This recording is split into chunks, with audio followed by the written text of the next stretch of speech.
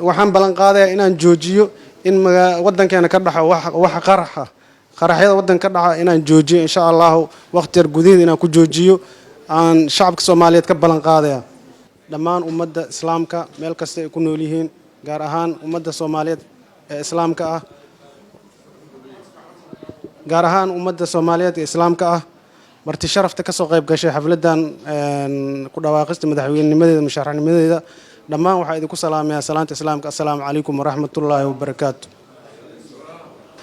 ayadoo waqtiga ciriiri yahay waxaan rabaa inaan soo koobo oo waqti afur la joogo waxaan rabaa inaan ka hadla 6 qodob oo ii qoran inaan oo aan idiin soo gudbiyo qodobka koowaad waxqabadkayga wuxuu ka noqon doonaa amniga waxaan kor u qaadi doonaa tayeenta dhismaha ciidamada qalabka sida waxaan kaloo mideyn doonaa ciidamada Soomaaliyeed ee loo kala qaybiyay qabiilada iyo maamulada kala gidisan insha Allah waxaan balan qaadayaa inaan joojiyo in wadankeena ka dhaxo wax qaraxyada wadanka ka dhaca inaan joojiyo insha Allah waqti yar gudaheed inaan ku joojiyo aan shacabka Soomaaliyeed ka balan qaadayaa 5 bilood gudaheed insha Allah waxaan ka dhigi doonaa nabad ay ku noolaan doonaa ummadda Soomaaliyeed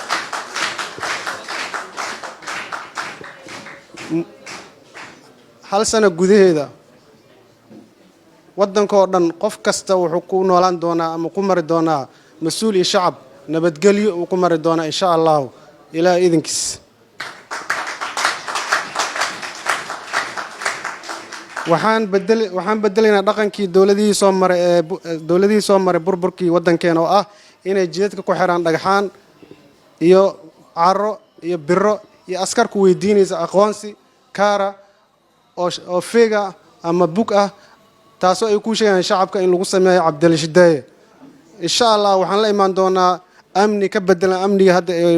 dawladihii soo maray ee wadanka ay ku maamuli jireen amni oo ka tayasareeya waxyaabo badan wadanka qaban doona insha Allah hadii Ilaahna gaarsiiyo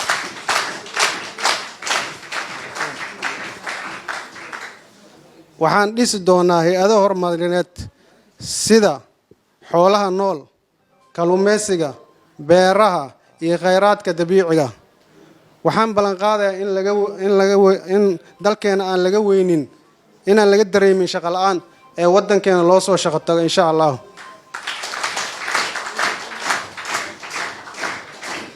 haddii Allah igu gooleeyo xilka madaxweynenimada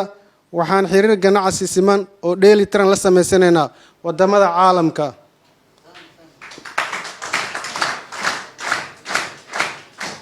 waxaan dhisi doonaa oo horumarin doonaa sida wadooyinka goobaha caafimaadka goobaha waxbarashada kaawadaha dhaqaalaha ee wadankeena oo dhan insha Allah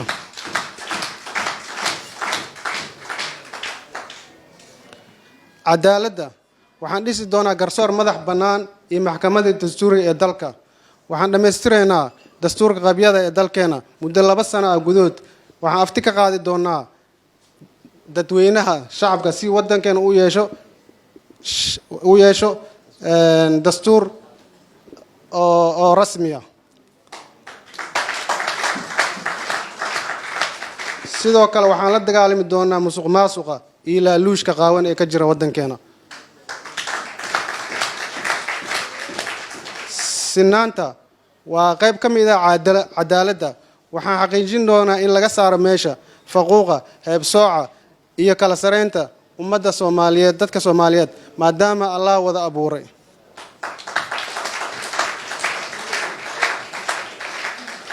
waxaan geed dheer mid gaaban u fuuli doonaa sidii loo mideyn lahaa shacabka Soomaaliyeed ee ku kala nool gobolada dalka waxaan wada shaqeyn isfaham la yeelan doonaa madaxda dawladaha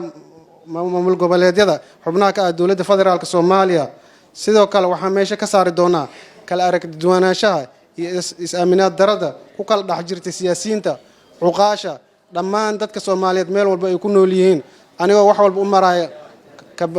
u maraya waa tashi iyo kabaaraan deg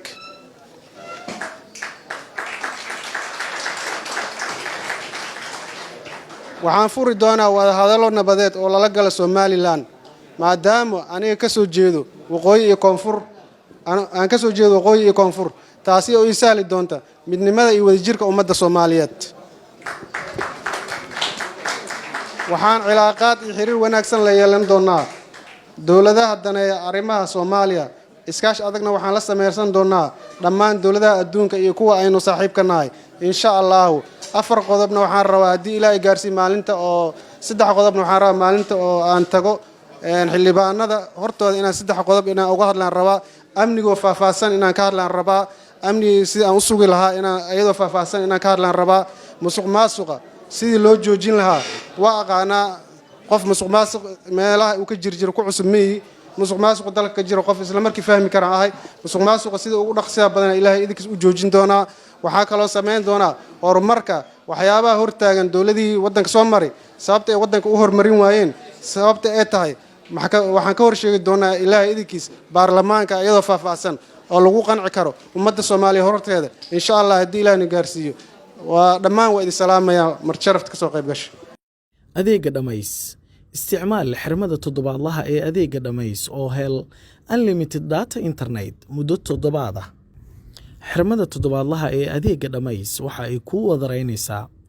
data internet iyo ku hadal unlimited ah muddo toddobaad ah